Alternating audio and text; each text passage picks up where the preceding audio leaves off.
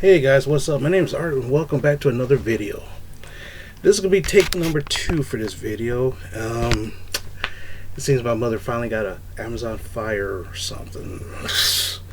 Fire tablet or something like that. Oh my god, I can't figure out how to do this. Oh my gosh. I'm like tech support. I don't know much about this stuff, but I'm tech support. But anyway, getting back going to what I was doing. This is not a comic book related video. This is not a movie related video. This is just some real life stuff that happens to me. And it might be a potential lesson for some people.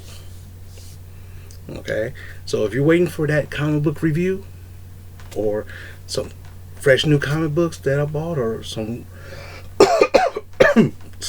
something like that, that'll be in the next video that's coming up this weekend because I'll be on the hunt. Yes, that's right. I'll be on the hunt. I got my comics in my pull box and my LCS, and I'm going to 2 different stores for that wild hunt for some other stuff. So if you want to wait, hopefully you can wait till the weekend for me to bust that one up. But for right now, this is some real live stuff, lifestyle kind of thing. All right, here's the thing. I'm going to tell you a story of what happened to me years ago. Well, 3 years ago. Or 3 or 4 years ago. It's been a long time, but it's still fresh in my mind because when it happened, it clicked. Like sometime a year and a half ago, it clicked. And then I'm emerging from it. Alright. What happened was, in the past, I was helping some people out. Giving them rides to work, back and forth. Loaning them money, helping them move, stuff like that. Okay? Some people call it simping, some people call it white knighting, but the thing is that my perspective, it's all about perspective. My perspective, see, other people, if I tell them the story, you're simping, you're white knighting. My perspective is I'm helping these people out. I'm helping the less fortunate. Kind of like a karma boost for me at the time. That's what I was thinking. Now, not so much. But anyway. So what happened was years ago, I was at work. Can't remember exactly when. Sometimes things blur together a lot. I sorry. I was at my job. I needed some money. So I called my best friend of 30 years to see if he can give me a loan. He basically said, hey man, I'll help you out. Meet me at this bar at 6 o'clock. Okay. I'm like, alright. My bills always get paid. It's just sometimes that one extra bill that shows up at the last second or some kind of emergency kind of thing shows up and I'm unprepared for it because I'll help in doing other stuff. This is when I had the Jimmy. So I know this is like 3 to 4 years ago because I had the Jimmy at the time, and which that thing guzzled gas. I had to fill that gas tank up 2 to 3 times a week. That's how much. Alright. So that's why I know it's not that recent. And that's old school. A lot of mental gymnastics of what's going on. Try to keep this as short as possible. Meet my friend at the bar. We eat, have a beer or two. And he asked me the one question that blew my freaking mind. He goes, Art, you're not married, right? You didn't get married on me and didn't tell me. I'm like, no, I've never been married. Do you have any kids all of a sudden? I'm like, no kids.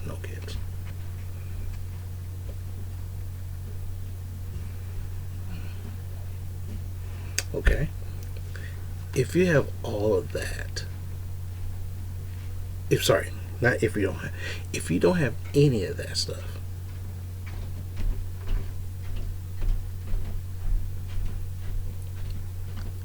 then why are you broke?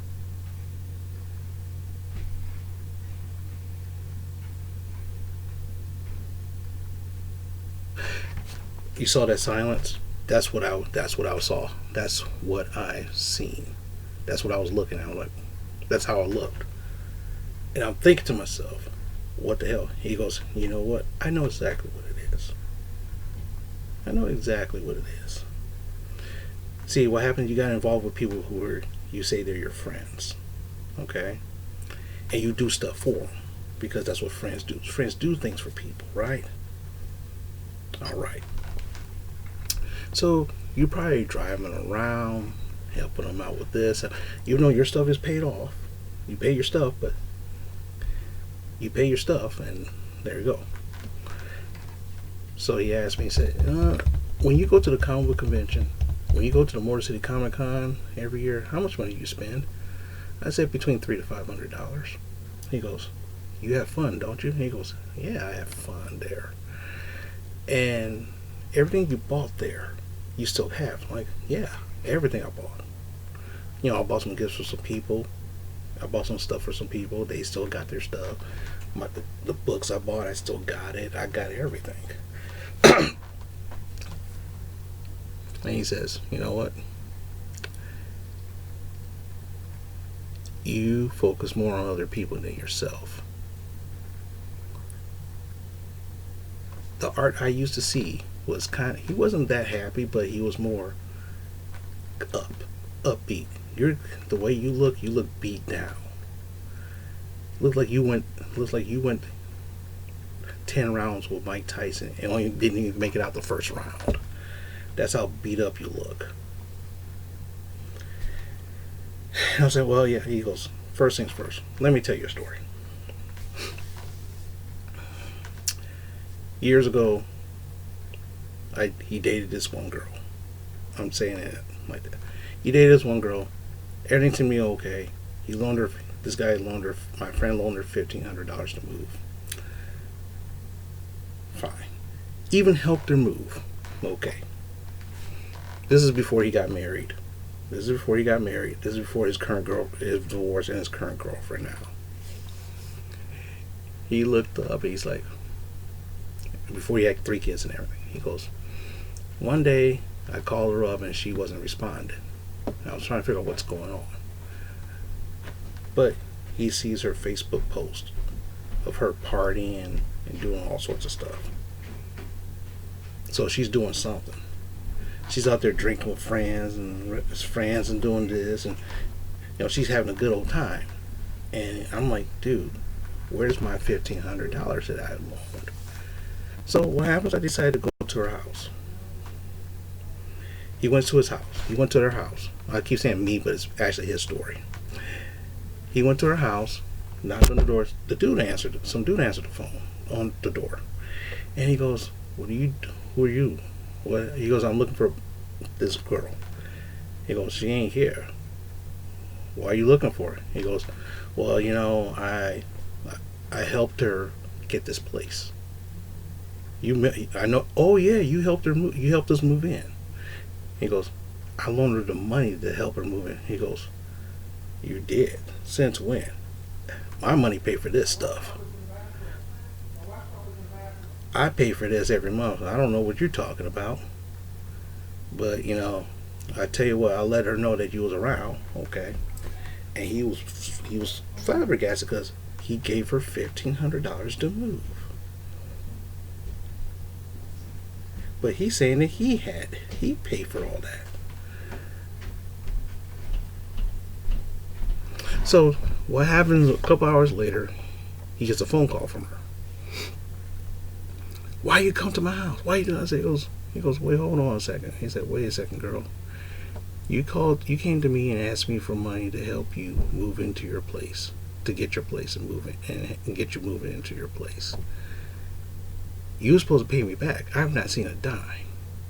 "Well, I'm kind of broke. I'm kind of broke right now." They said, "Well, I don't know how you're broke, because people I know who knows you, people I know who saw you before, so they say you be at these bars and shit like that. And they took pictures of you. They showed me pictures of you at these bars drinking and stuff." "Oh, they're lying." I'm like, "Don't ever come to my house again." He goes, "Well, you start paying me back my money." So a couple weeks later, he get a letter from the police department. He said, "What the hell is this all about?" The girl put a PPO out on him.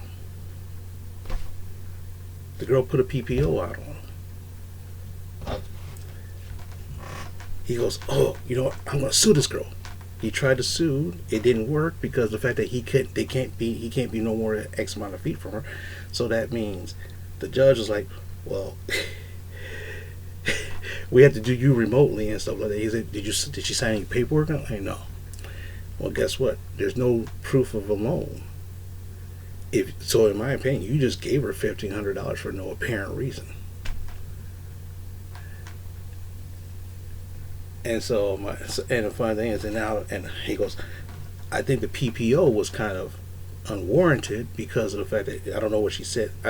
I see the report what she reported to the police officer, but if you're saying that she owes you money and you came to her house and stuff, she felt threatened. You know, the PPO still stands." So he goes, "Yeah."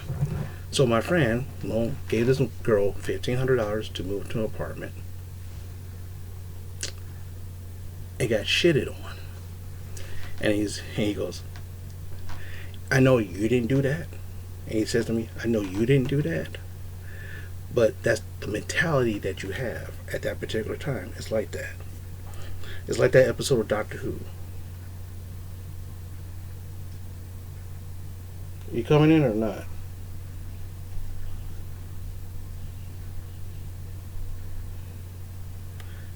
It's the cat.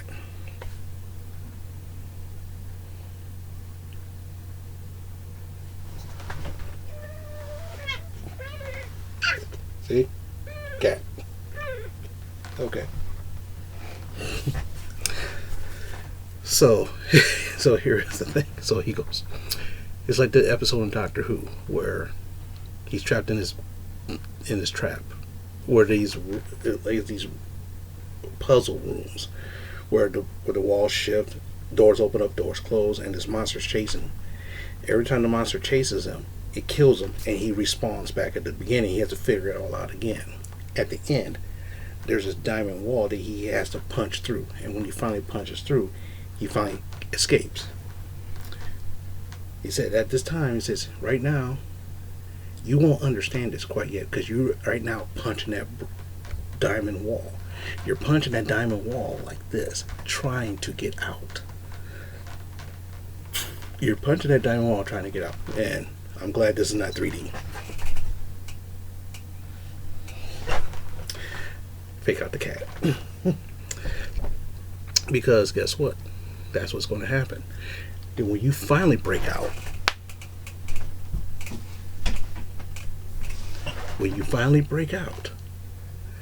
then you see things clearly. All these people that you've given them rides to, they're not doing anything for you. They're that monster chasing you. And you just, and what happens is, when you finally, and the thing is, you're watching this red pill stuff, he goes, "I wouldn't watch it, but go ahead. You kind of need that red pill stuff at the moment to get your mind out of the clouds, to get you to wake up faster."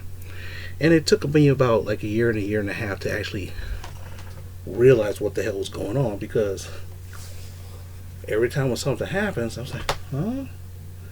I was still in that fog. Got my new car. Then after everybody, after all the influences and all the things went away, I started to see more clearly. Then stuff started happening for me.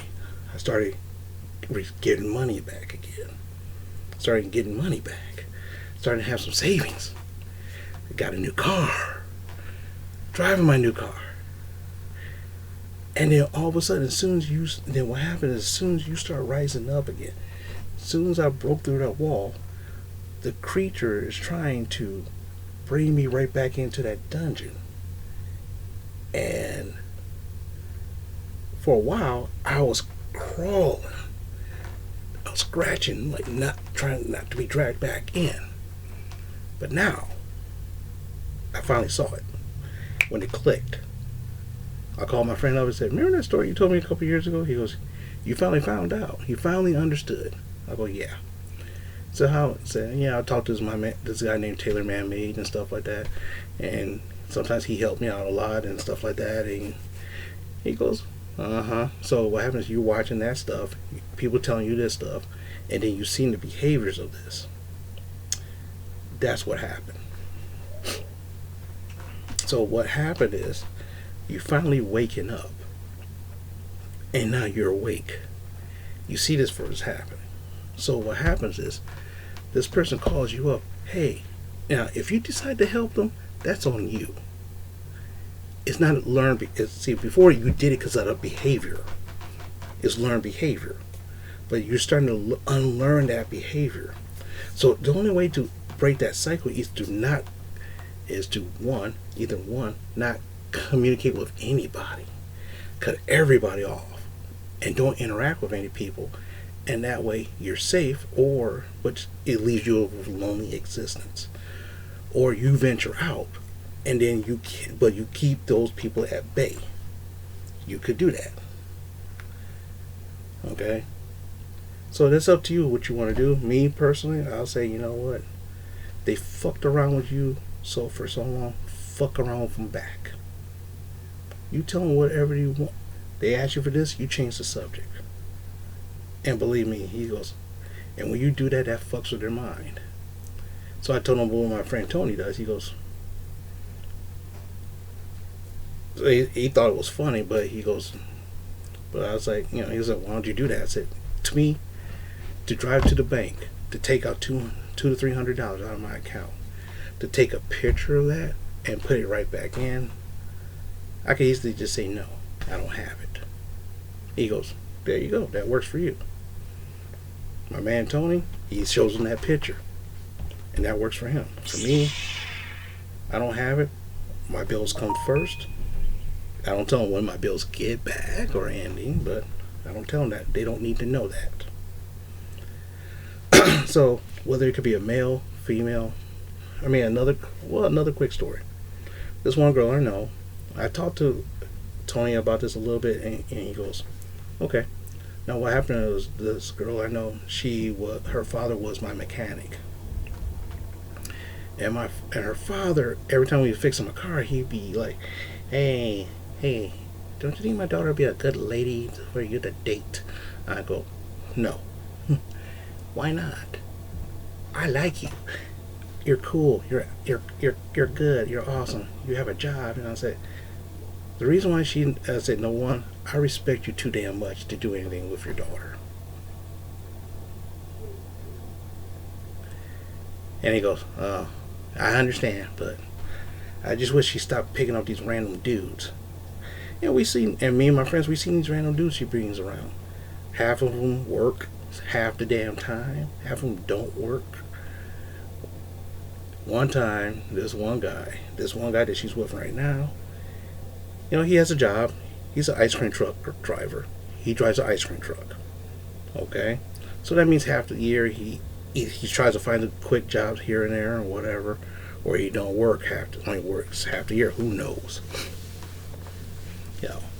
And so what happened was, she met this guy, and within a month, the guy moved into her house.